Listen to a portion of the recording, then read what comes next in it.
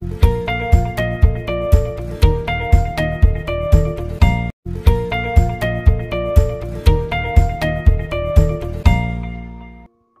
The lord. యేసుక్రీస్తు దివ్యనామంలో ఉదయకాల సమయంలో ప్రభుతో ప్రతిదినం అని ఆధ్యాత్మిక కార్యక్రమాన్ని వీక్షించుచున్న దేవుని బిడ్డలైన మీ అందరికీ నా హృదయపూర్వక వందనాలు తెలియజేస్తున్నాను.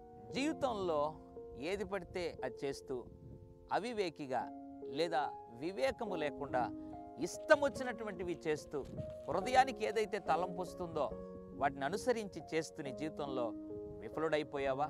ఉదయకాల సమయంలో దేవుడు మరొక అద్భుతమైనటువంటి వాగ్దానం ద్వారా నిన్ను మళ్ళీ బలపరిచి నీలో ఉన్న అవివేకత్వమును దేవుడు తొలగించాలని ఆశపడుతున్నాడు.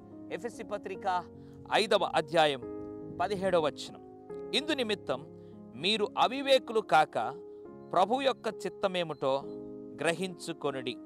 దైవజనుడు అపోస్తలుడైన పౌలు ఎఫెసీలో ఉన్నటువంటి సంఘాన్ని ఉద్దేశించి రాస్తున్నాడు, మీరు అవివేకులు కాక ప్రభు యొక్క చిత్తమేమిటో గ్రహించుకొనుడి. నీ జీవితంలో కూడా ఇంతవరకు ఒకవేళ అవివేకిగా ప్రవర్తించవేమో, నీ ఉద్యోగం విషయంలో లేదా నీ వివాహం విషయంలో దేవుని చిత్తమును గ్రహించకుండా ఏది మనసుకొస్తే అది చేస్తూ, నీ బిజినెస్లో కూడా ఎవరితో సహవాసం చేయాలో ఎవరితో సహవాసం చేయకూడదో ఇవేవి నువ్వు పట్టించుకోకుండా ప్రార్థన చేయకుండా దేవా ఇది నీ చిత్తమా కాదని ప్రార్థించకుండా ఇష్టం వచ్చినట్లుగా ఒక అవివేకిగా నువ్వు ప్రవర్తించవేమో. బహుశా అందువలనే ఏమో ఈ నష్టము, ఈ కన్నీరు, ఈ వేదన.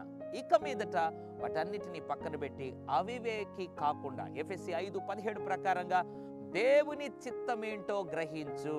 అంటే ఎలా గ్రహించాలి? ప్రార్థన చేయాలి. ప్రభువా ఈ పని చేస్తున్నాను, ఇది నీ చిత్తమా కాదా?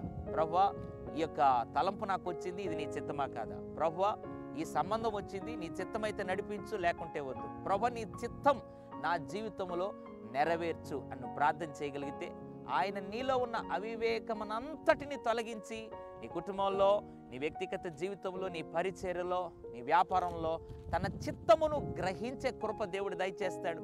తద్వారా నువ్వు ముందుకు కొనసాగగలిగితే నీ జీవితంలో ఎంతో ఆశీర్వాదాలు ఈ లోకంలో అనుభవించగలవు. కాబట్టి ఇంకెందుకు నీ జీవితంలో సందేహాన్ని లేదా అవివేకత్వమునంతటిని తొలగించుకొని నీ చిత్తమును గ్రహించే కృప దయచే ప్రభువును ప్రార్థిస్తే దేవుడు తన చిత్తమును నీకు బయలుపరుస్తాడు. పరిశుద్ధుడా, ప్రేమగల తండ్రి నీకు స్తోత్రం.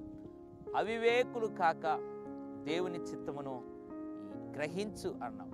ఆ రీతిగా ప్రభువా నీ బిడ్డలు ప్రభు ఇక మీదట వారు అవివేకులు కాకుండా నీ చిత్తమేమిటో గ్రహించి తద్వారా నాయన జీవించుటకు వారికి కృప అనుగ్రహించి మేలుతో హృదయం తృప్తిపరచమని యేసు నామములో ప్రార్థిస్తున్నాను తండ్రి. ఆమేన్. God bless you.